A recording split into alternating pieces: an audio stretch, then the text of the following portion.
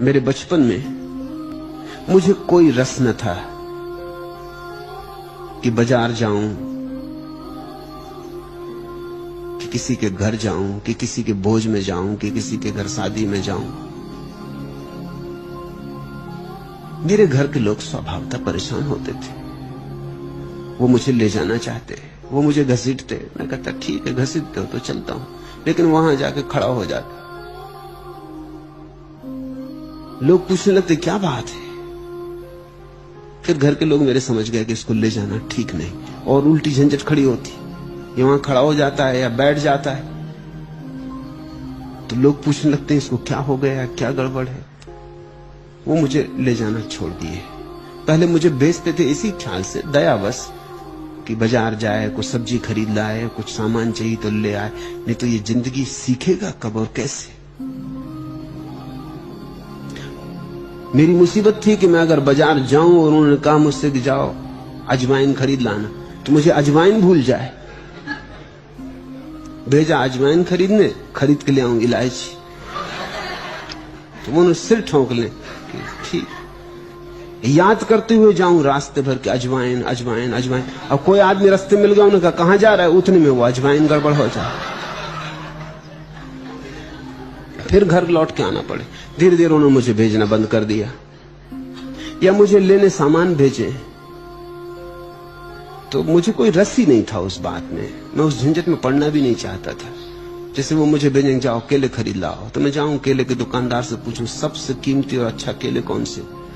अब वो दुकानदार सब जानते थे मुझे कि वो रद्दी से रद्दी सड़े गले केले मुझे पकड़ाने कि ये सबसे ज्यादा कीमती। मैं कहूं बस ठीक।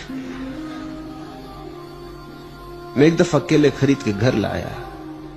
मेरी बुआ ने मुझे भेजा था कि केले खरीद लाओ, तो केले खरीद लाया। उससे मैंने पूछा कि सबसे अच्छे जो हों और सबसे ज्यादा दाम वाले, तो उसने बिल्कुल सड़े गले केले और सबसे ज्यादा दाम वाले दे दिए।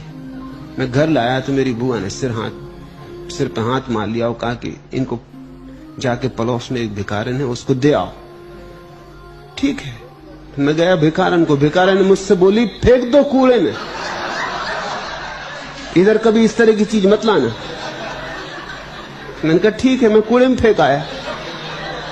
धीरे धीरे घर के लोग समझ गए कि ये, और मुझे पहले से पक्का पता था कि आखिर में मुझे क्या करना है, कुछ नहीं करना है, तो अभ्यास भी क्यों करना।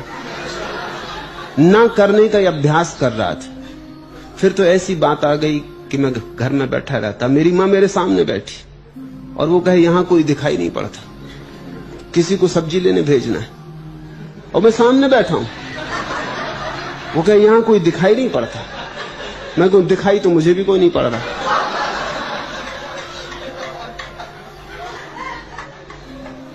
घर में कुत्ता घुस जाए, मैं बैठा हूं और मेरी मां कहे कि घर में कोई है ही नहीं, वो कुत्ता घुस गया, और मैं सामने बैठा हूं। धीरे धीरे लोग स्वीकार कर लिए। क्या करेंगे, एक सीमा होती। थोड़े दिन तक खींचातानी की, इधर ले गए उधर ले गए, भेजा।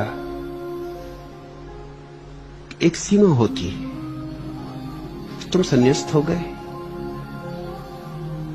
अब तुम अपने भाव में रमो।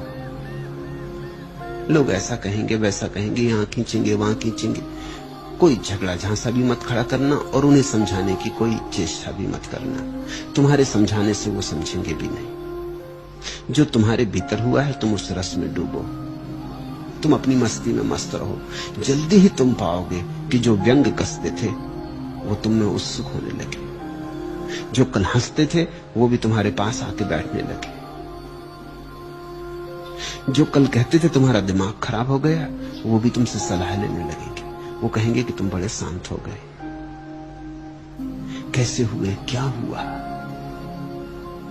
पुरानी तरह की चिंताएं तुम्हारे चेहरे पर नहीं दिखाई पड़ती, आंखों में बड़ी शांति की झलक आ गई, एक प्रसाद पैदा हुआ। क्या हुआ, लेकिन तुम समझाने की कोशिश मत करना, तुम अपनी मस्ती में जियो। अब अगर उनको चिंता लेनी है तुम्हारी मस्ती से तो ये उनका निर्णय है, कोई किसी को चिंता लेने से नहीं रोक सकता।